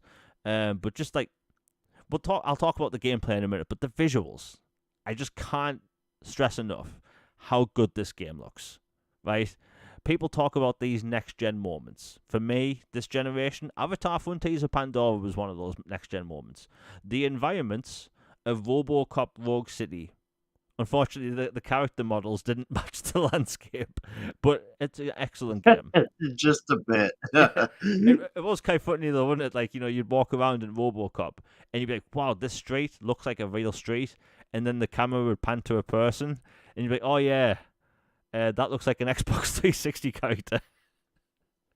Budget cuts, baby. Yeah, like, oh, but the game was a good looking game. But ever since, like, we've waited this entire generation and we haven't had many Unreal Engine 5 games. We've had RoboCop Rogue City, Fortnite moved to Unreal Engine 5. Everspace 2 recently moved to Unreal Engine 5. And it looks great, by the way. Stalker 2 releases this year. And, like, this is the game people have been waiting for. This is the game. And and we also got a Jusant, which is a mountain climbing game, which I really enjoyed. This is a whole different beast. Like, people will argue online for the next year about which game has better graphics. It's not a contest. Stop it. Put your controllers down, put your keyboards down in your phones. Like, HellBlade's it. And it's the tiny details, right? The paws on Senua's face actually stretch like a real person. The fact that, like, video game characters' teeth look weird. I don't know if anyone's really noticed this, but if you see a video game character talking, the mouth opens. The teeth don't look like teeth. Their gums don't look like gums. And if you use the photo mode in this, it kind of like horse teeth a little bit. Yeah. But in this, it's like it looks like you're looking at a real person, and a game is visually striking when you turn on a game and you go to photo mode every like 10 seconds.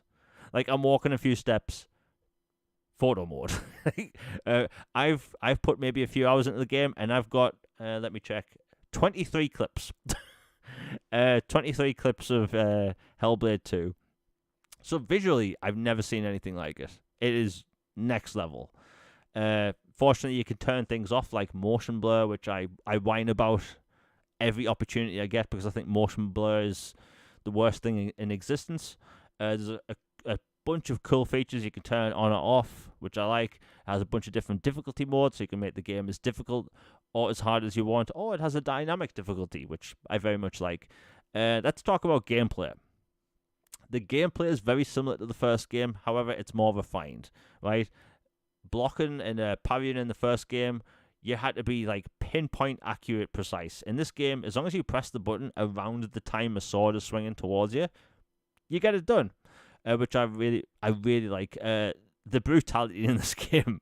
If you're shy of brutality and how should I say, stabbing motions, you may find this game a bit squeamish. However, my jaws drop. I've never seen some of the things in this game. You'll stab someone in a certain way at the beginning. I've never seen in a game. I'll just put it that way. So the gameplay is better. I will say this, people should mess around with the default controls. So sprint is the left bumper. You can change all the controls. I highly recommend people changing the sprint button to the left stick. I've seen Colt Eastwood also mention this. So you can change all that stuff, which I really love. So the gameplay is refined. Again, the audio is just... I can't describe it. Binaural audio, there's nothing really like it. Not many games take advantage of it. And by the way, do you know the microphone that they use to record these like sounds?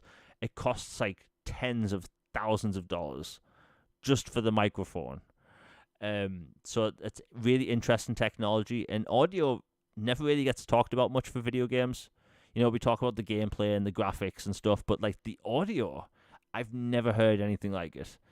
So I hope more games in the future take advantage of binaural audio. It's really cool. It's like when you listen to a Queen song and they blast music from one ear to the other. They were actually taking advantage of left and right audio back then in the 80s and 70s.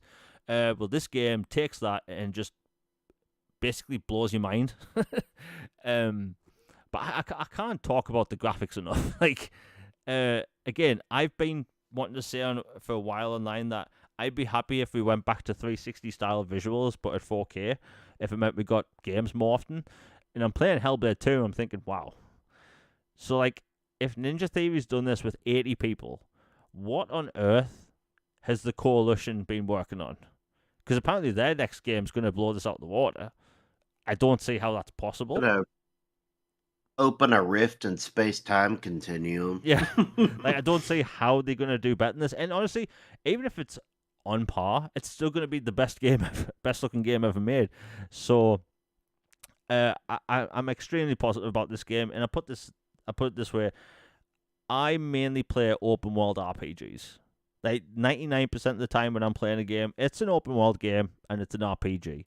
So for me, I love the fact that I can play a game every so often and it's a linear title. We've talked about this before. If you play open world RPGs like me, a lot, uh, you can actually get really burnt out. So I tend to play a linear first person shooter like a Call of Duty campaign or a Gears campaign in a third person shooter.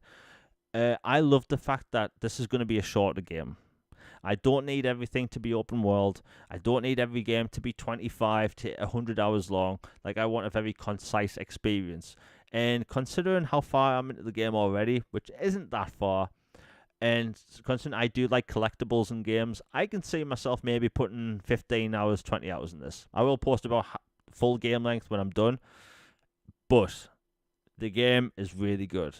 Now, if people don't like slow-paced games that has like walking segments, you're not gonna like this. Much like the first game. Logan, obviously you're looking forward to this. What were your takeaways from like seeing the game from when it was first revealed in 2019 compared to what you've seen in the past year and a half? Yeah, like I'll be, dead honest. This was my most anticipated Xbox game ever since they acquired Ninja Theory back in 2018.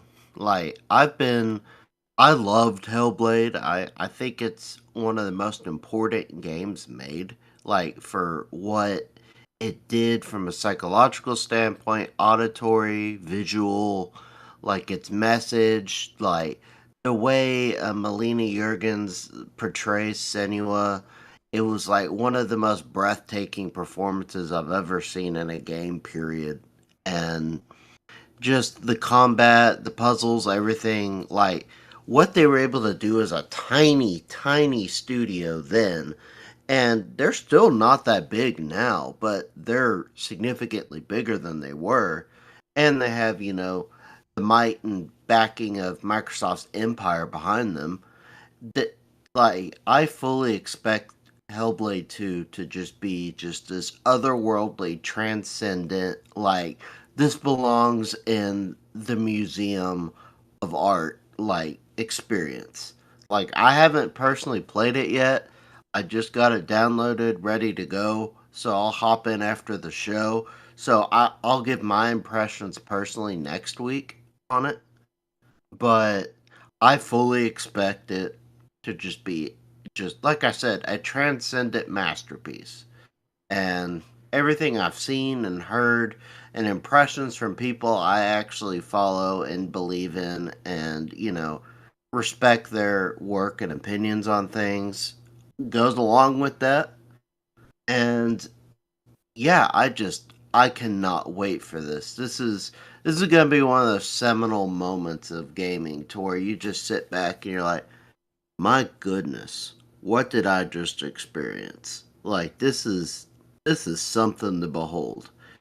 And like I see a lot of disingenuous stuff out there about it. And there are certain places like I knew as soon as I saw the name what score it was gonna get. And lo and behold, it did. And look, I know there's different opinions and certain, styles of things appeal to some or other, but the audacity to give something like this a five, you know how bad something has to be a five? Yeah, just, I understand not everybody thinks it's a 10 or a 9. Like there are different opinions. I fully expect going in after I play it, I will give it a very very high score.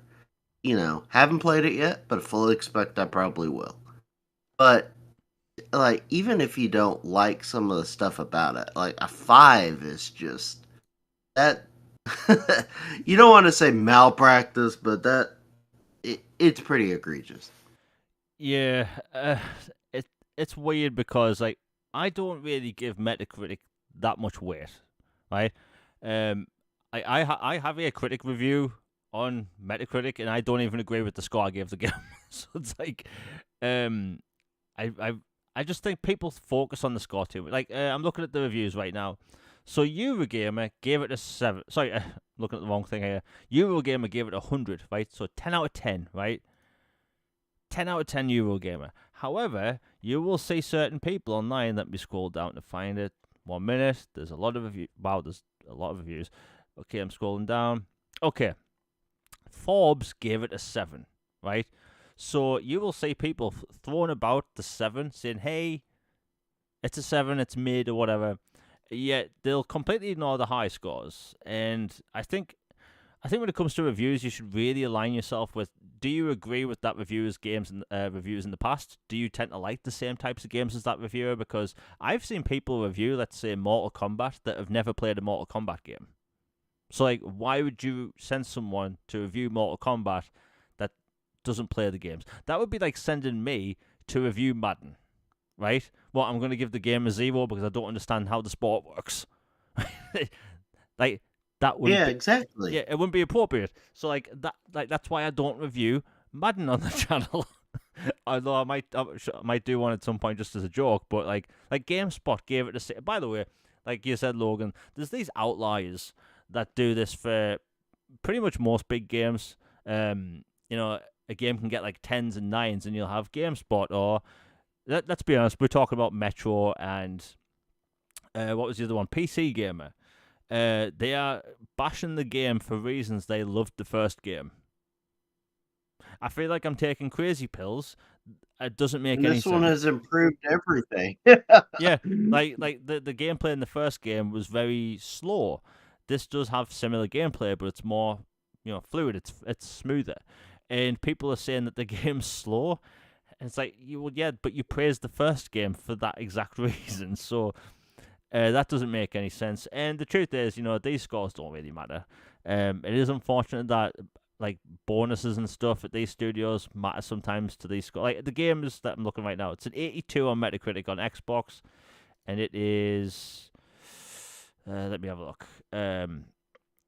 It's an 81 on PC. So on Xbox you have 84 reviews. On PC you have 45.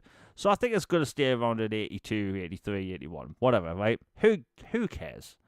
It's a great score. It's a good game, and I think like when Dune Part 2 came out, and I saw that, I immediately thought, oh, so this is going to clear up at the Oscars next year. Like, I don't see anything else comparing to Dune Part 2.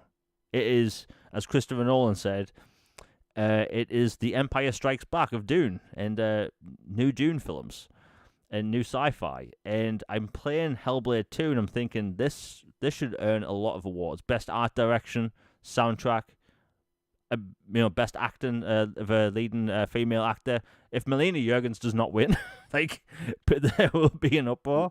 It's a crime. Yeah, because like her acting in this is just phenomenal. Like, otherworldly, just brilliant. So again, people will argue online about the reviews. People can disagree with them or agree with them. It doesn't really matter. It's a great game. People should play it. And, it is a shorter game, apparently. But when did we start paying too much attention to how long games are? Is it because game prices are so overinflated now that we want to maximize our game time?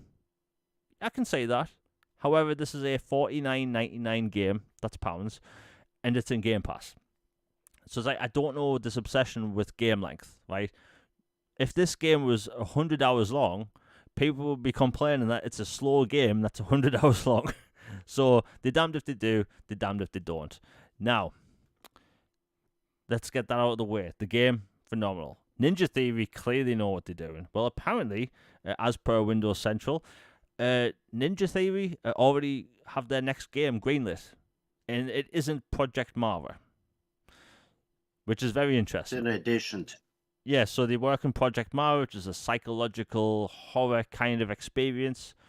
And even though in that trailer we just saw like a hallway and a pair of stairs, and that was in-engine, by the way. So like they clearly pushing graphical realism. The fact that they have their new game greenlit, they've proven that they can make relatively beautiful games with small teams. I just hope Microsoft, they let them have a huge budget for maybe just a bigger game. And not necessarily in length, but maybe an RPG. I'm obsessed with RPGs, obviously. But like just something. I think like if they had, I don't know, maybe $100 million or something, maybe 150 development team, 200 development team, like they could put out just something that people don't expect. And I think that's the great thing about Ninja Theory. They can surprise people because they showed this game off 5 years ago. People didn't believe it. And people playing it today in that, oh yeah, the game looks better than that game that was revealed. Like Logan, obviously we know nothing about this new game, but the fact it's being greenlit, that's a big deal. Yeah, that should also go a long way towards, eradicating or smoothing some of the FUD that's been out there about, oh, Tango, this happened to them. Watch out, Ninja Theory. Double Fine better be looking over their shoulder. Like, all that nonsense. Like, their game's been greenlit. They're already working on Project Mara as well.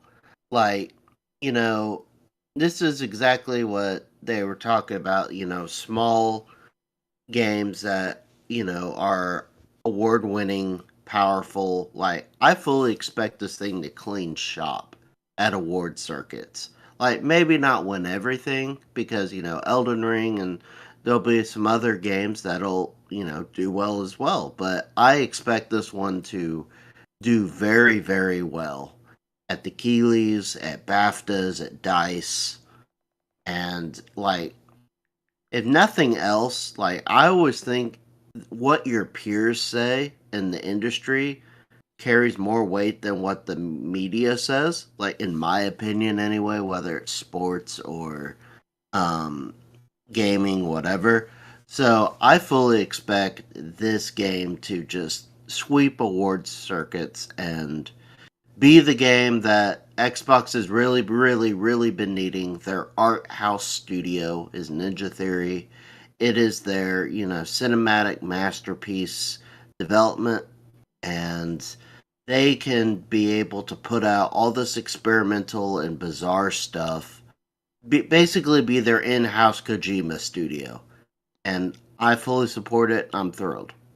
Yeah, that's a good way of putting it there. In-house Kojima studio.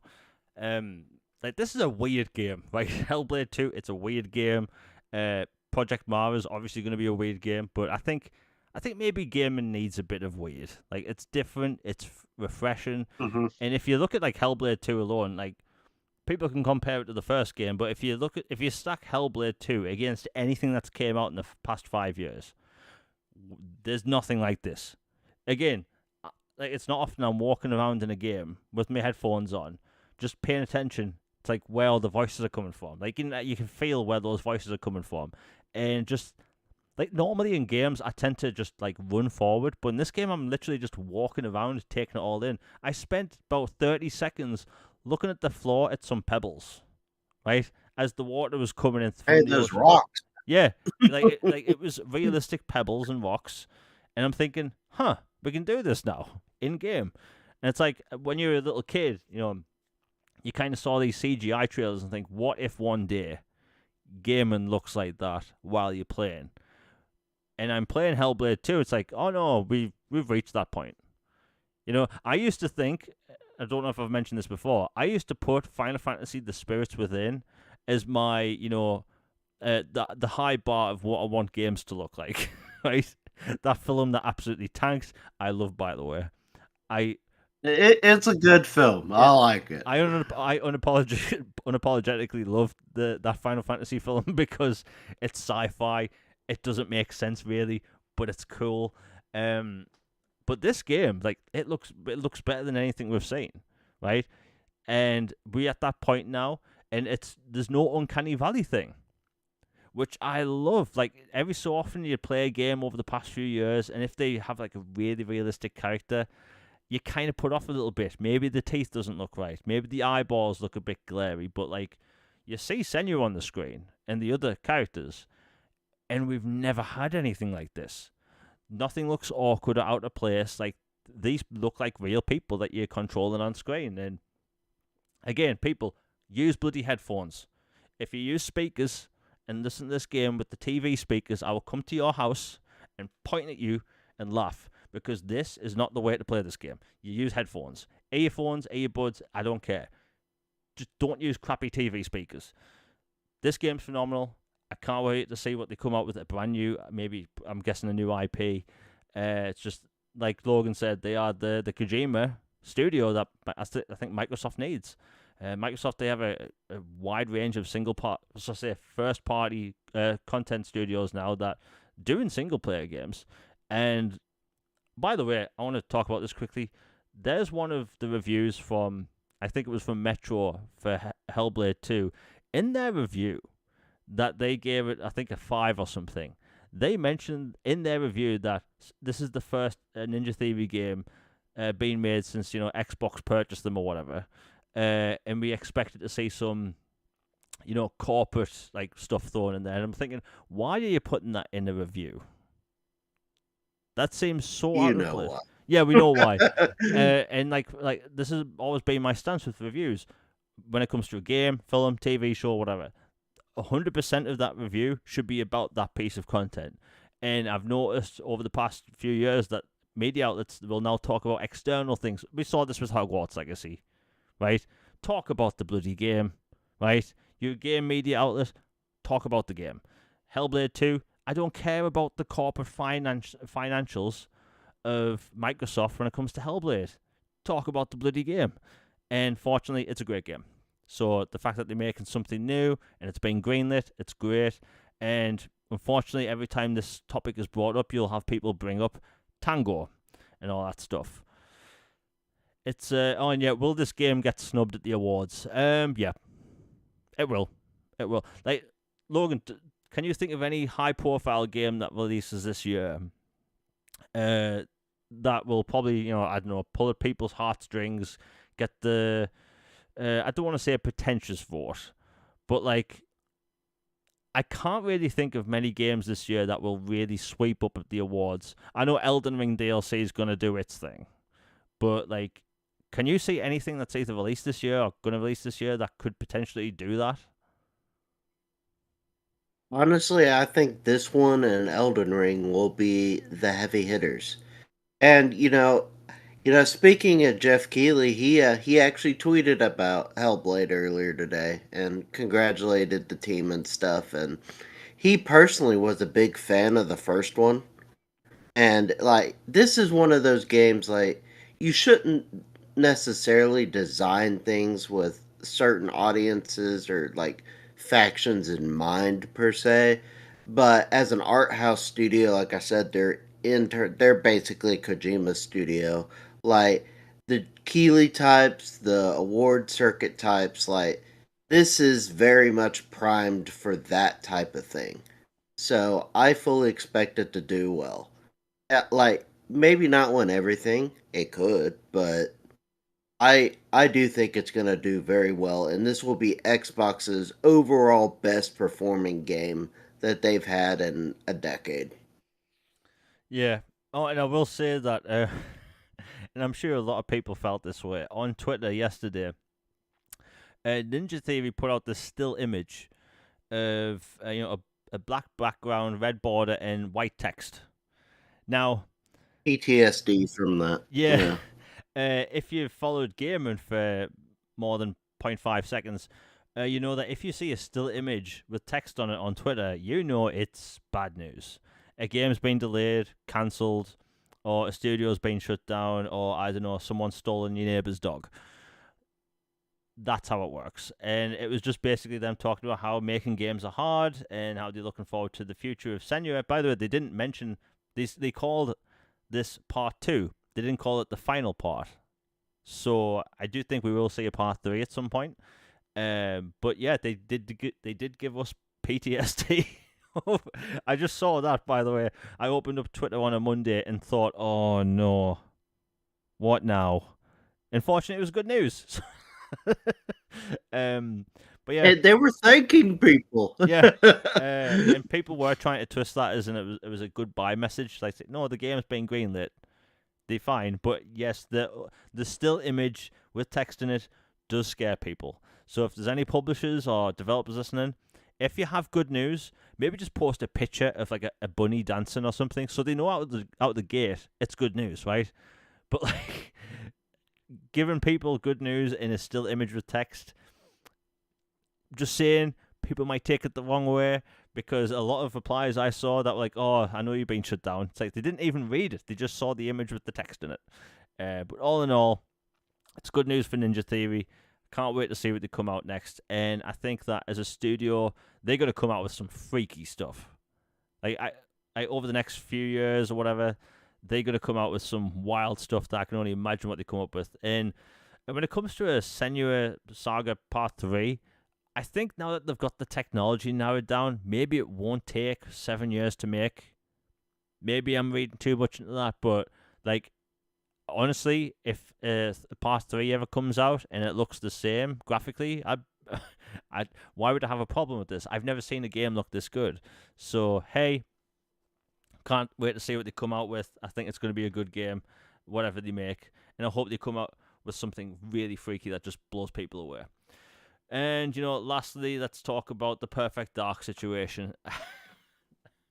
Now, I know Xbox fans have been looking forward to a new Perfect Dark game for a long time, and there was this massive scare. I think it was like after last week's show, that apparently Perfect Dark was having some rough development issues, and then 2 seconds later, someone else came out and said, "No, it's fine."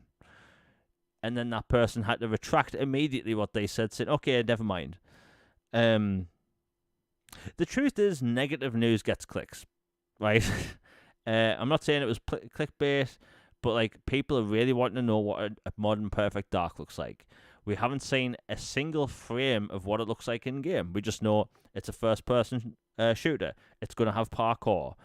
Crystal Dynamics is also co-developing it. That's literally all we know about it, right? And it'll take place in different locales around the world. So like, I'm perfectly fine with not seeing a game for years, as long as the developers are hard at work making it, because we've seen in the past when we've been shown a game, it's been announced, a year later we see it again, and then there's maybe like an endless cycle of that, and then the game either gets cancelled or we never hear it from again. Everwild's an example. They advertised it announced it with a cool trailer, and then we got another cool trailer about a year and a half later, and it was essentially doing the same thing. And if you look back earlier, look at Scalebound. It was announced with a CGI trailer, then a gameplay trailer a year later, which, or maybe a year and a half later, and that was kind of like the frame rate was all over the place. And then we waited about another year and a half and got another gameplay trailer, and the frame rate was also all over the place. And then the game was cancelled.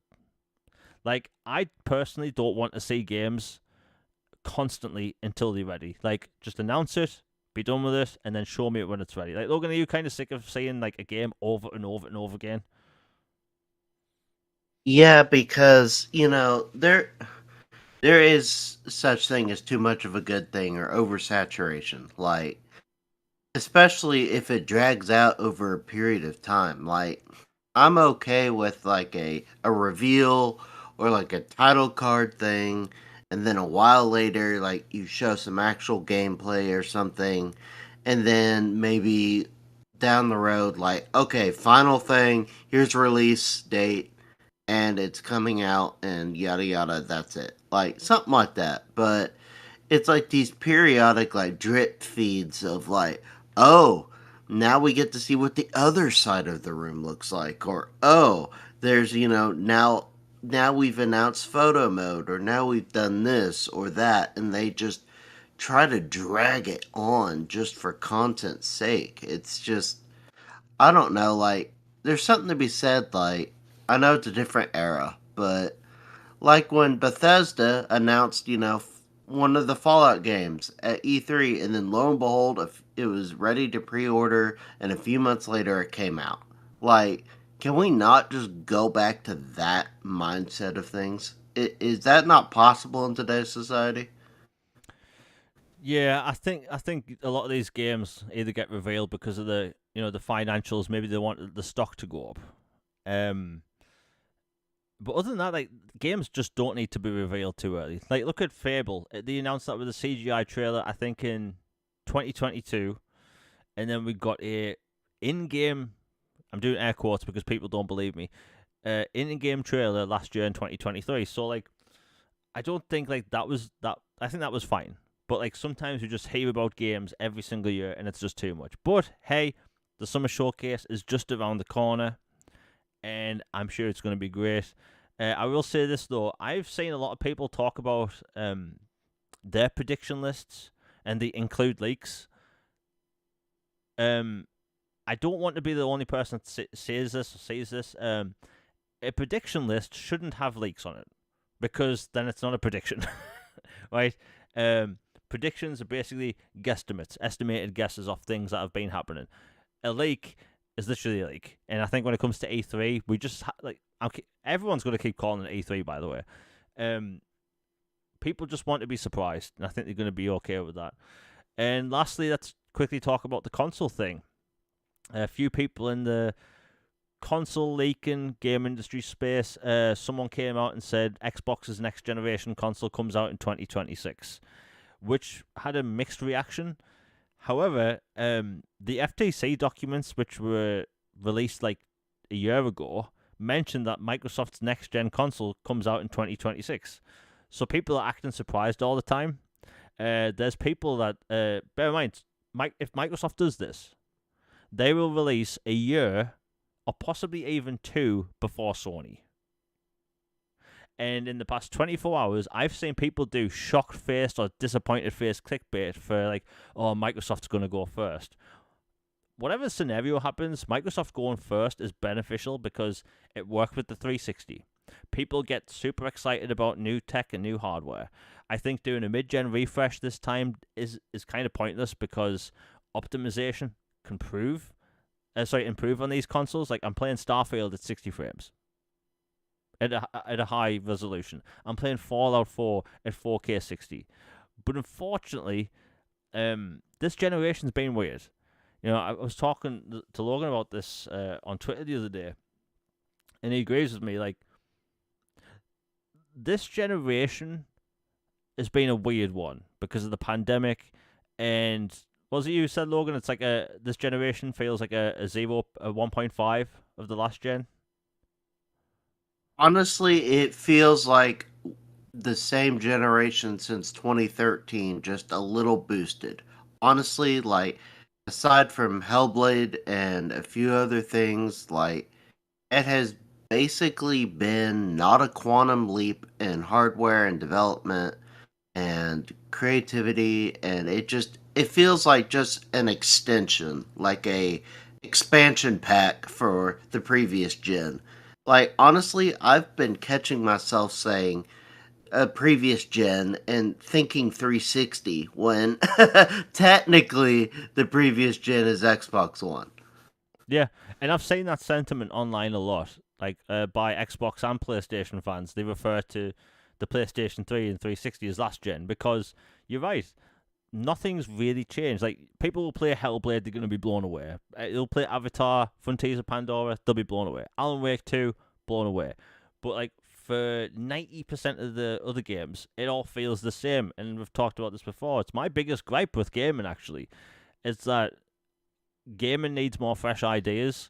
Unfortunately, gaming is risky. So that's all we're going to see, you know? We're going to see the occasional risky game. So like, Microsoft going in 2026 is actually the industry norm. It's just that last generation was kind of long. The 360 generation was very long. So like, we used to get these 5 to 6 year generations to basically 10 or 9 or whatever. And like, now it looks like Microsoft's going back to the whole 5 year cycle or 6 year. We'll see what's going to happen. It looks like Microsoft's potentially going to release a handheld in the meantime. Their summer showcase is going to be wild this year. Like, some of the things I've seen kind of behind the scenes, I think might happen. Gamers should be happy. So I think, you know, all the FUD that's been going around over the past few months, people just need to take a step back and think, you know, look at everything that's coming this year. Look at the consoles, the games, all the stuff coming to Game Pass. It's going to be good. And, you know, quickly, I'll mention the Game Pass thing. I do think Game Pass will go up in price, by the way. And not because of Call of Duty. It's because subscription services go up in price. I don't think it's going to be an astronomical amount, but the way I look at it is the way I buy Disney Plus. Disney Plus in the UK was, I think, $52.99 when it first came out in 2020. It actually came out, I think it was the first week of the pandemic, so it was nice to have something new to watch. And then, Perfect timing. yeah, perfect timing. And then the following year, it went up to $69.99. And when that happened, I looked at it as a value proposition. Do I get enough, usage out of this to justify its price? And then I thought, okay, yes, because I use Disney Plus every single day. And then a year later, it went up to $79.99. And then I did the same thing. I think, when it comes to a business price proposition to the individual, it's gonna range, right? Game Pass to me, it's worth it. Like, I'm looking at the Game Pass price right now. So in the UK for Game Pass Ultimate, it's $12.99 a month. I think it's gonna go to $15. This is just me spitballing. I think this. I get enough value out of that to justify it. Now, is prices going up in general a good thing? No, it's sucky. Prices going up in general is never good. But personally, if I get value out of it, I'm willing to invest in it. Just put it that way.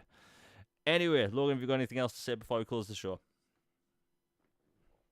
Oh, like, I echo your thoughts. Like, I expect it to go up. I mean, the value you get in it is incredible.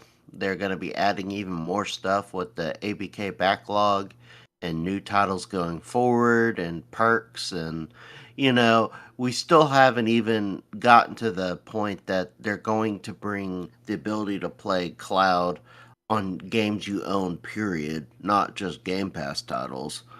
And just like it makes perfect sense. Like, I get it. As long as it's not some like we're jumping by $50 extra a month or something like that, then I it it's not a big deal to me. A couple little drops that happened while we were on the show. Fallout confirmed their collaboration with Fortnite and dropped a trailer with Fortnite T60 power armor for those who love Fortnite. It looks fun, the trailer. And Nintendo acquired a port studio, Shiver, which I think is going to allow them to work with third parties more to get more big games on their Switch 2 going forward. Yeah. I mean, I think it's good for them to have a studio like that. We're going to see. The interesting thing is that the Nintendo article mentioned other platforms. Do I see Mario going to Xbox and PlayStation? No, but I mean, who knows what they'll do with the PC space? And obviously, more things will go to mobile. But like you said, they need an in-house port studio to get the big games, because the games we're going to see for the rest of this year and next year, like GTA 6 and Warhammer 40k Space Marine 2, I will talk about that game at any given opportunity. Stalker 2, like Call of Duty, the future titles are going to be on Game Pass. Assassin's Creed this year is the first next-gen only Assassin's Creed. Crazy.